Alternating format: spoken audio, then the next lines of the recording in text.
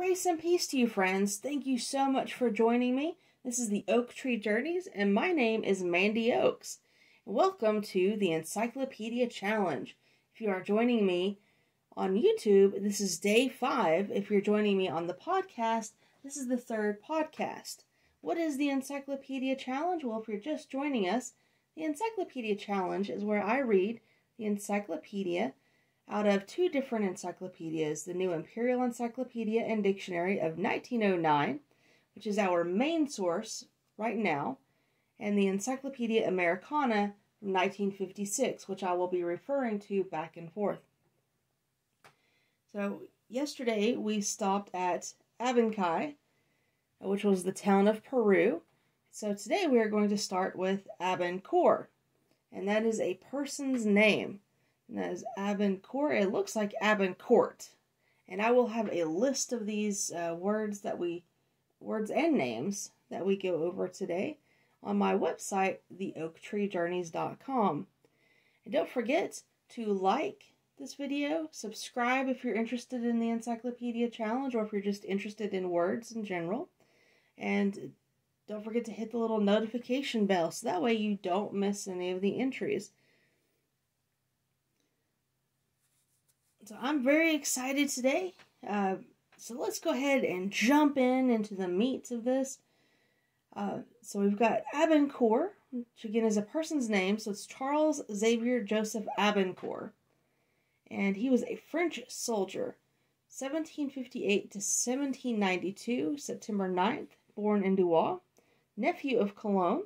He rapidly rose in the army, becoming Minister of War in the midst of the Revolution of 1792 in June.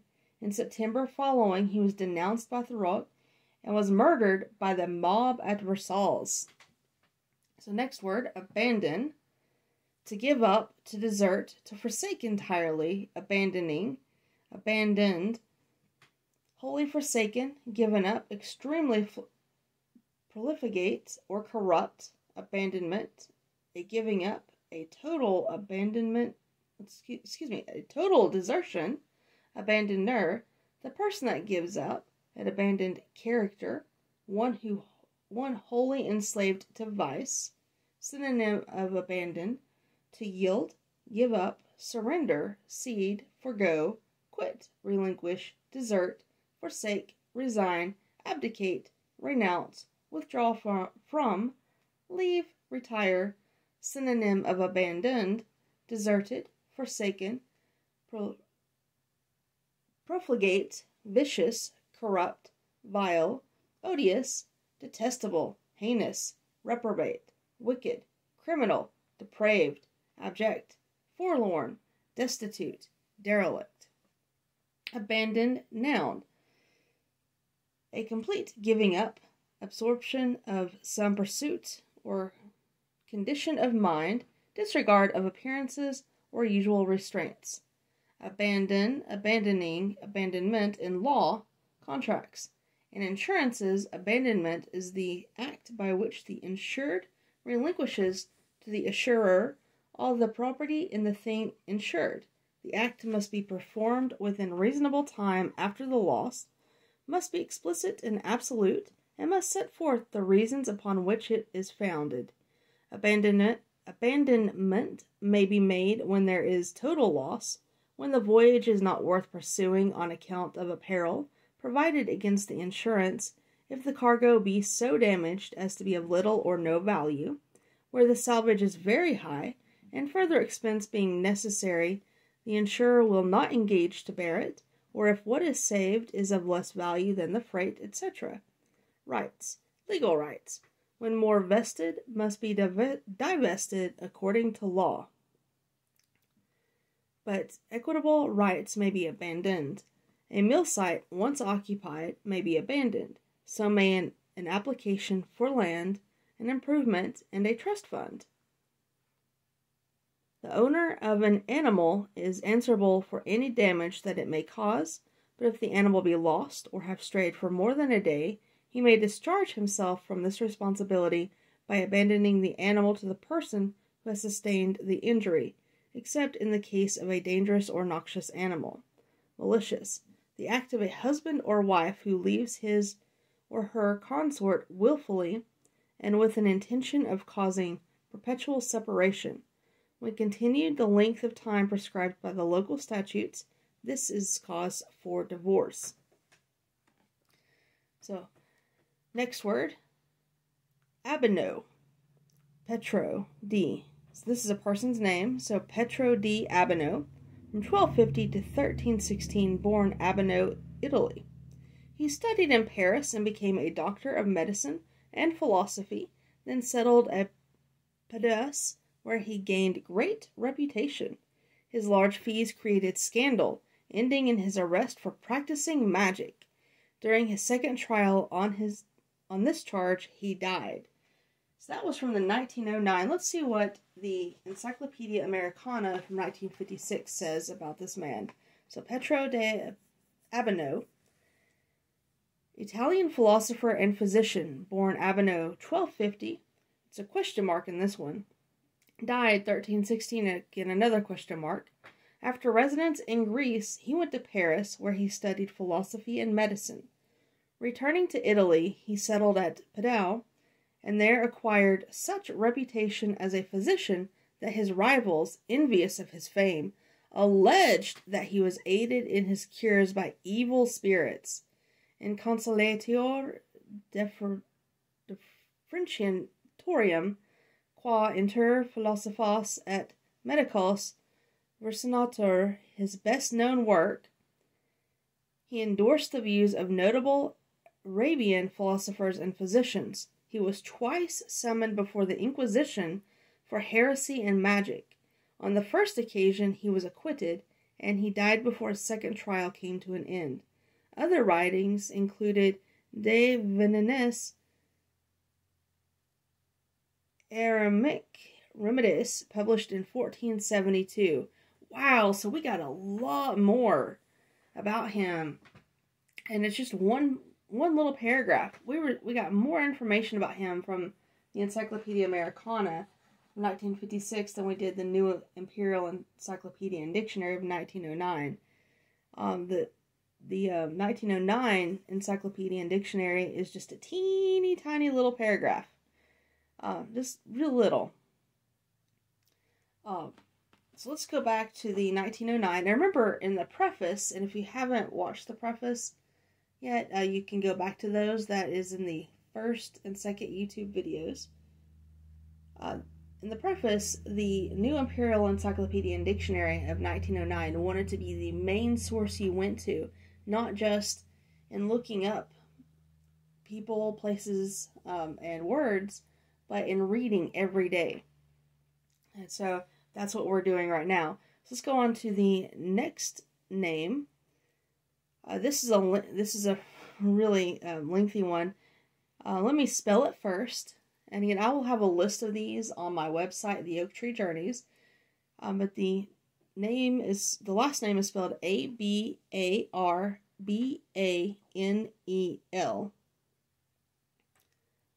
And looks like it's pronounced Avarvanel or Abravanel or Abravanel.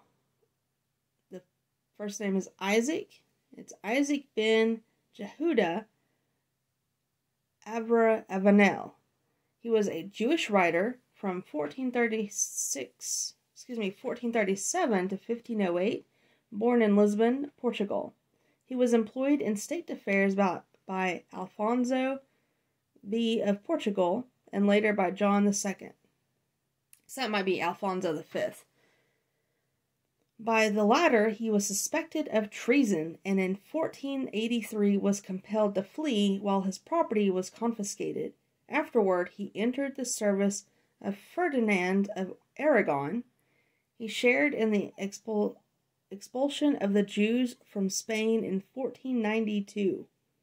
His works consist of doctrinal and critical commentaries on the Bible and philosophical treatises. His eldest son, Judah Leon Abravanel, was known as doctor, philosopher, and author. His principal work was Dialogi de Amor, from 1535. Let me just look real quick to see if he is listed in the 1956 one. And I don't see him listed in the 1956. So, in the 1956 Encyclopedia Americana, it does not appear to be in here. Oh no, excuse me. Looks like he is. It says C. Abravanel. So this one has him listed under Abravanel instead of Abravanel. Alright, so next word is a place.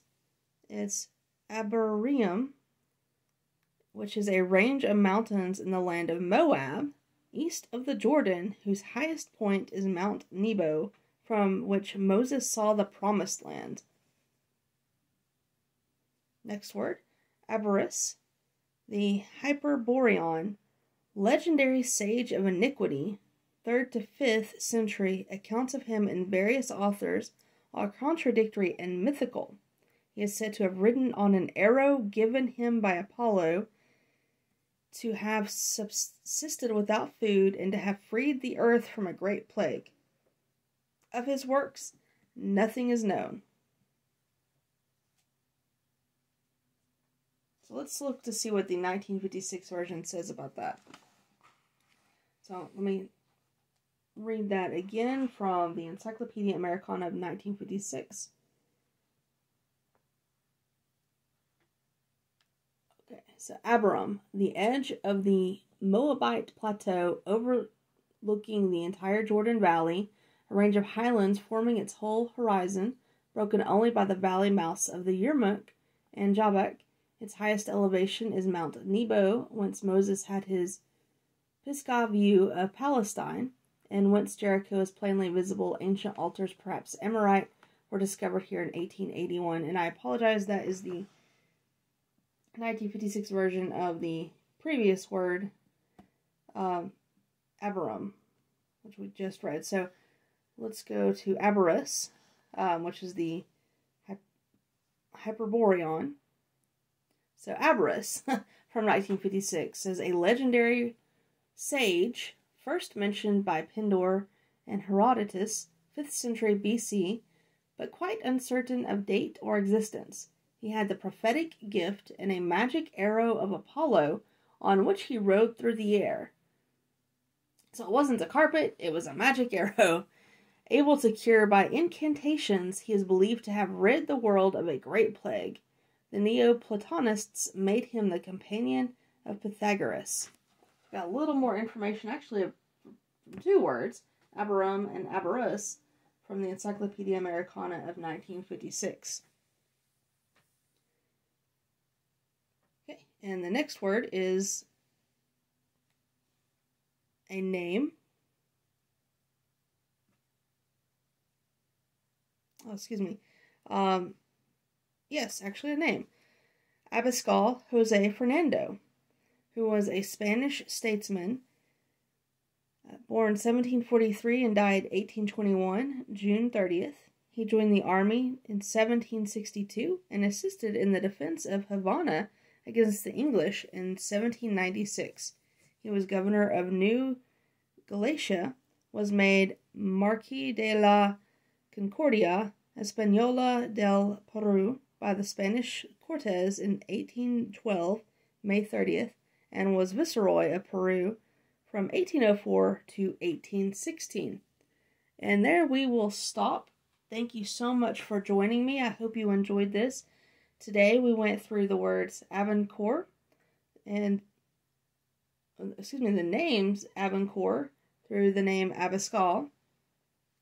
So, and tomorrow we will start with a base, or a base. Alright, and don't forget, if you haven't done so already, like this, subscribe, hit that notification bell, and I hope everyone has a blessed day. Can't wait to see you on the next video.